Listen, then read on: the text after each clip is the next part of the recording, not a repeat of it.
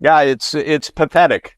It's tragic, first and foremost, for Ukraine, which is really getting destroyed by all of this. It's completely shocking to me that nobody cares about making peace, only about how to beat Russia, which is something it's not going to happen.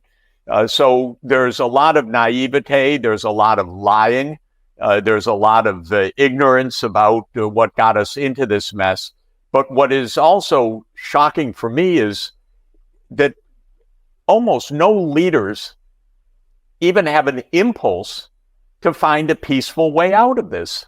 It's just not part of the public discourse in the Western world. Putin says, we're open for negotiation. All of the political leaders in the West say, there's no one to talk to.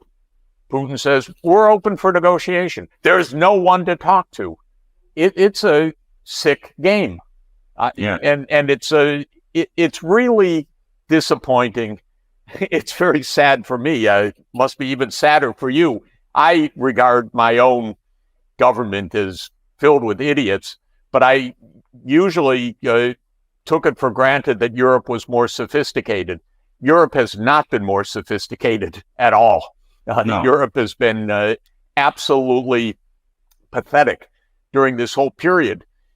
Almost no European leader discusses the real history of this conflict, how it could be avoided. Everybody fakes it. So here's where we are, and the result is awful.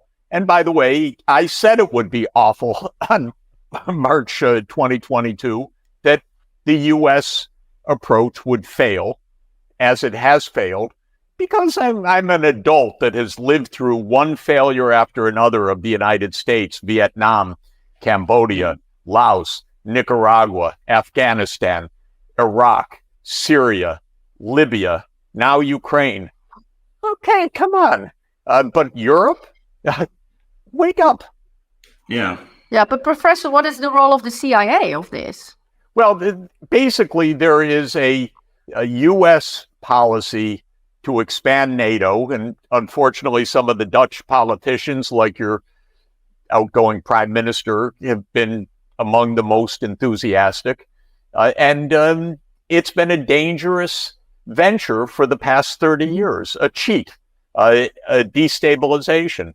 And CIA is part of it, meaning that it's a pretty deep state approach in that it crosses party lines. It's year after year. It's never expressed so vividly on the surface, but it's everywhere to be seen if you look for it. And this is where we are. 30 years ago, the United States said, we're the sole superpower of the world, and we're going to do what we want. One of the things we want to do is expand NATO everywhere. So they just started the Eastern expansion despite promises to Gorbachev and to Yeltsin that NATO would not expand even 1 inch eastward. But Americans don't keep their word because we're the empire. We can do what we want. So the expansion started. By the time we got to 2007, after which there had already been NATO enlargement to Poland, Hungary, Czech Republic, Slovakia, Slovenia, Estonia, Latvia, Lithuania, Romania, and Bulgaria. And then the U.S. said, okay, now we go to Ukraine and to Georgia. And the Russians said, are you kidding? Are you kidding? Did you look at a map?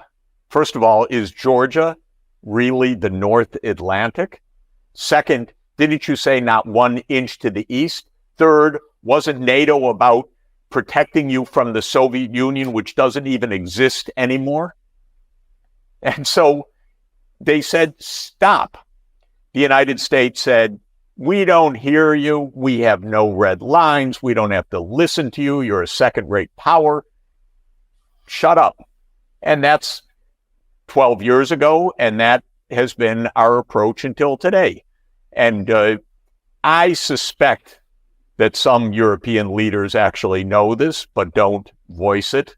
The only ones that speak the truth, in my experience right now, are Viktor Orban, who is outside of the acceptable in Europe because he tells the truth.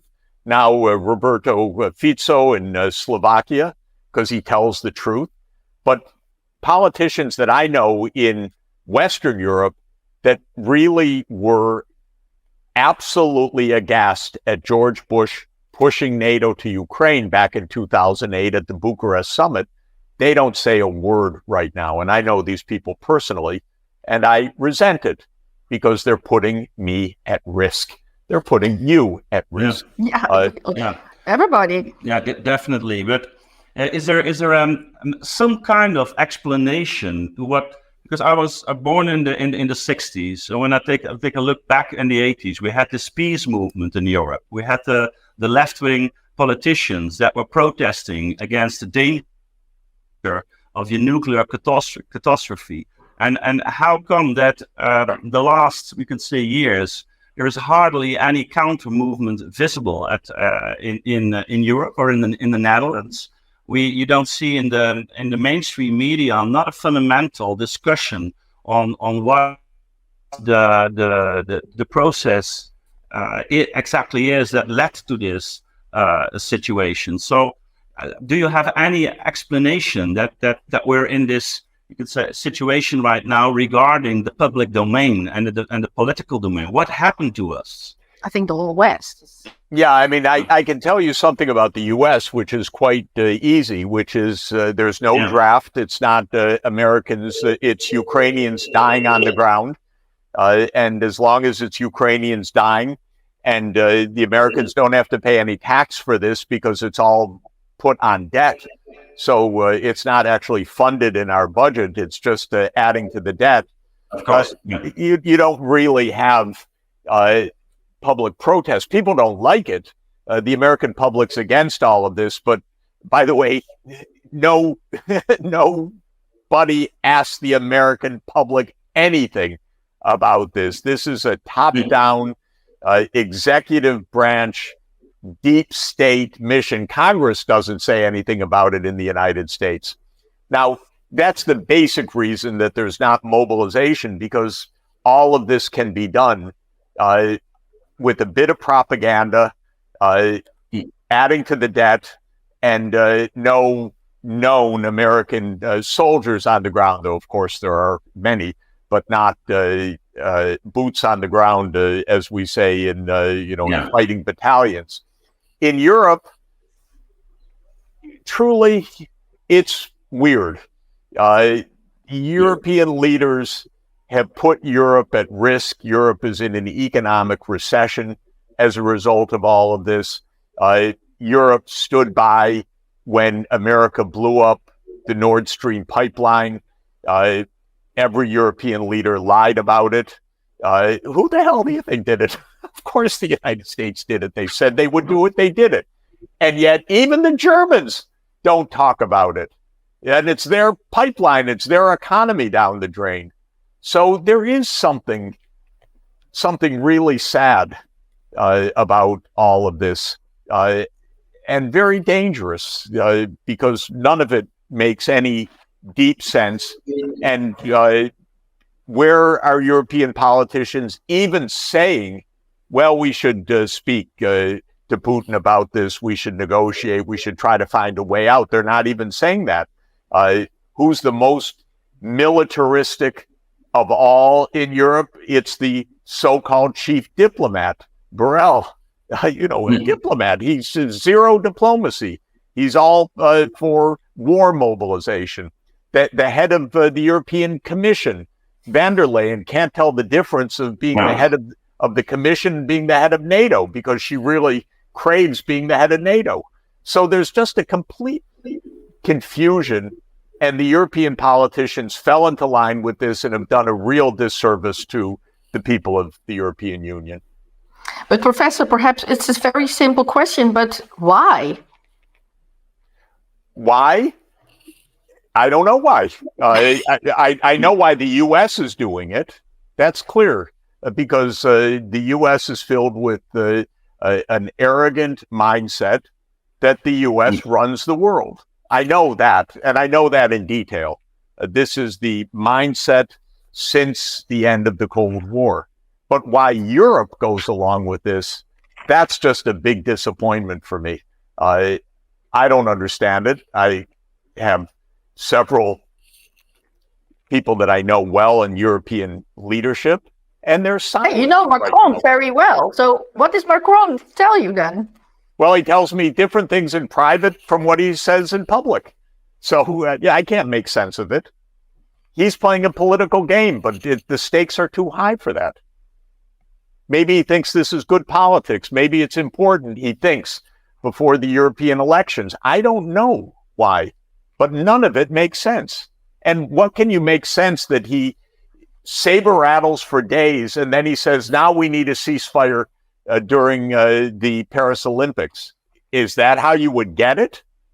If instead he had said, in the interest of peace, we need a ceasefire during the Olympics, not saying we have no red lines, Putin's the enemy, we have to fight to the finish, and all the things he said in the weeks before, then it would make sense. So none of it makes sense to me. I know him well, yes.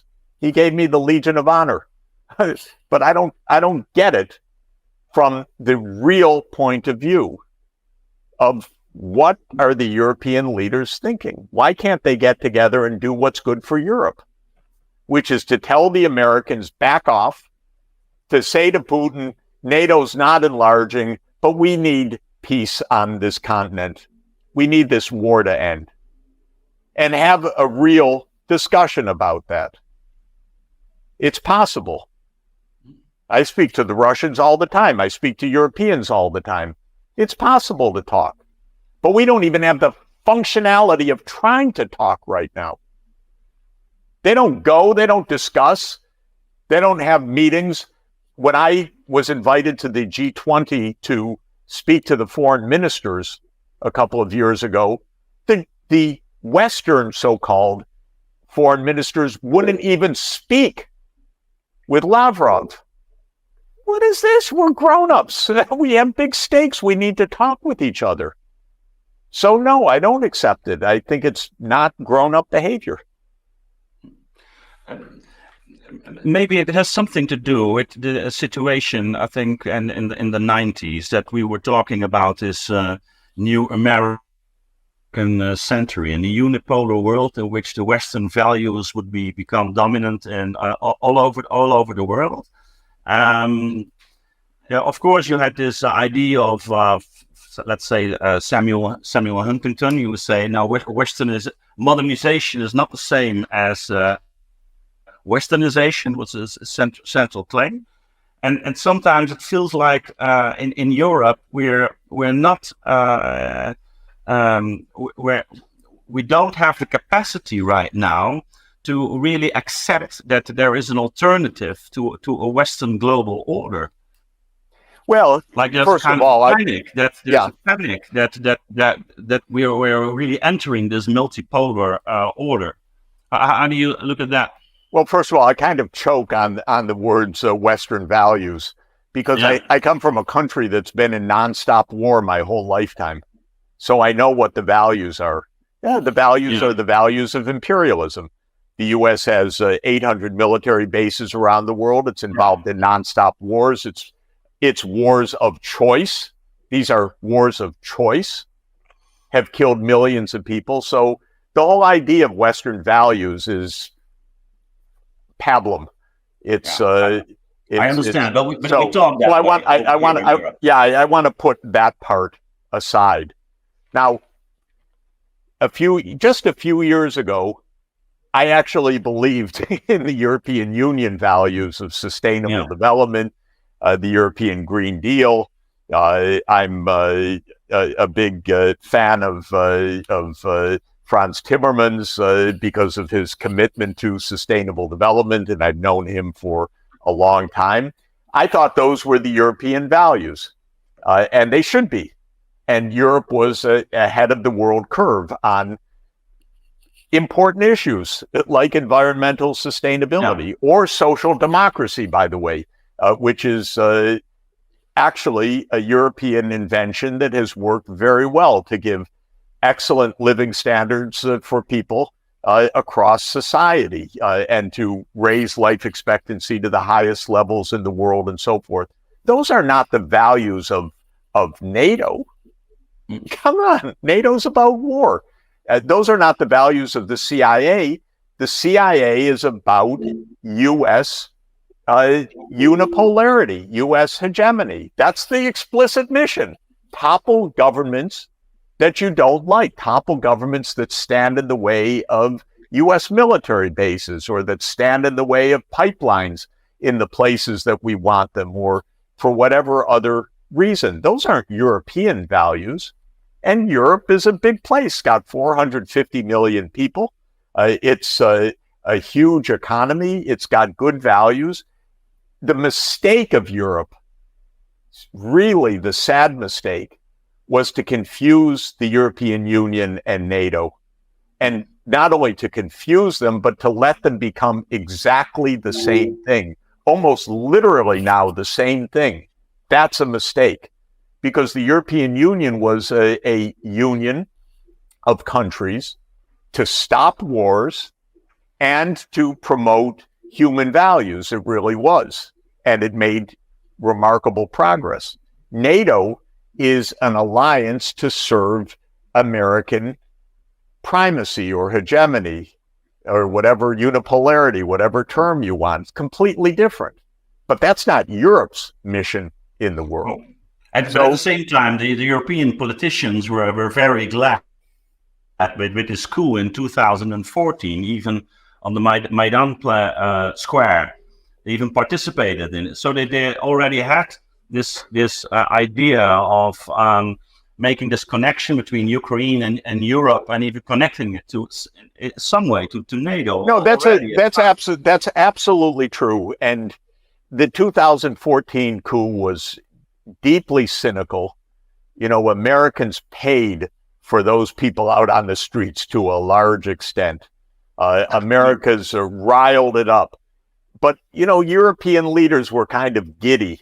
Oh, we're going to get Ukraine into our orbit. And so the European leaders were really greedy in this too. Maybe they didn't think exactly in the U.S. hegemonic sense, but they thought, oh, big prize is about to fall into our lap. And so Europe was dishonest, really dishonest.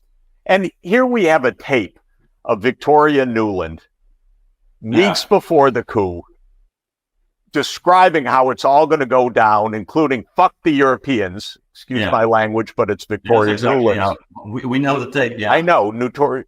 Yeah. Where's Europe? No problem. That's all fine. That's all fine and dandy. Nothing happened. Nothing to look at. Come on.